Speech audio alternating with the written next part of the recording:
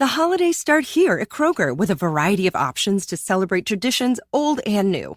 You could do a classic herb-roasted turkey or spice it up and make turkey tacos. Serve up a go-to shrimp cocktail or use Simple Truth wild-caught shrimp for your first Cajun risotto. Make creamy mac and cheese or a spinach artichoke fondue from our selection of Murray's cheese. No matter how you shop, Kroger has all the freshest ingredients to embrace all your holiday traditions. Kroger, fresh for everyone.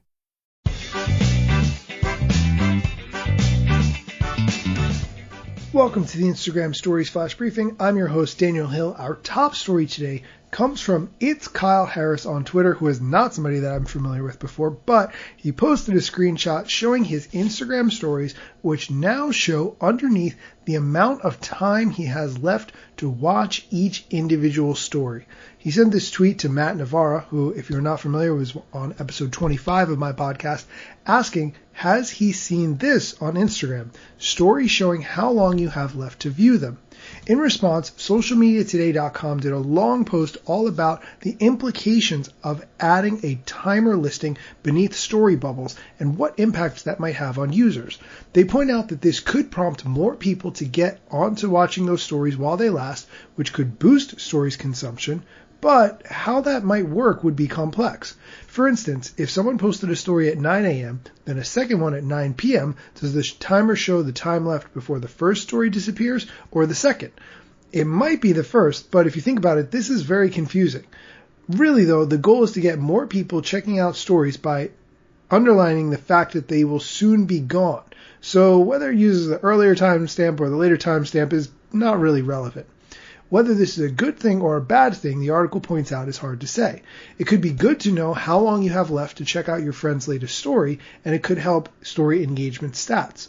But it also creates kind of a pressure to check out your friend's stories before they're gone. In that sense, it goes into the fear of missing out element.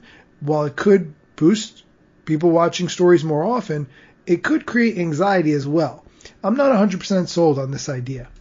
In other news, the Social Media Strategies Summit, which I spoke at a few months ago, had a new blog post all about Instagram shopping, a guide to Instagram shopping for brands, how to sell more products. There's a deep dive that they do into Instagram shopping, and actually I learned something new that I didn't know.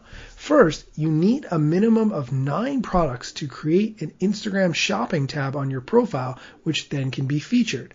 I didn't know that you needed 9 products to get started, but that's a key piece of information. Once you have 9 products, I knew that you could tag products in posts, but I actually forgot that you could use stickers in stories as tags. You can have up to 5 shopping tags in every post, but you can only use 1 shopping sticker per story. But the swipe up and learn more links are other ways that you can use to add more links to sell products on stories. This blog post has a ton of really good content. I don't have time to get into all of it because this flash briefing should be pretty short, but I encourage you to check this blog post out. If you DM me, I will send you the link, and I may do a more in-depth review of this article this week on the show. That's it for today's episode, but I just posted a new episode of the Instagram Stories podcast with Marty Markinson, which you can check out on Spotify, Apple Music, iTunes, wherever you get podcasts these days. Look for the Instagram Stories podcast for my in-depth interviews, which get posted every 2 weeks. Thanks so much for listening.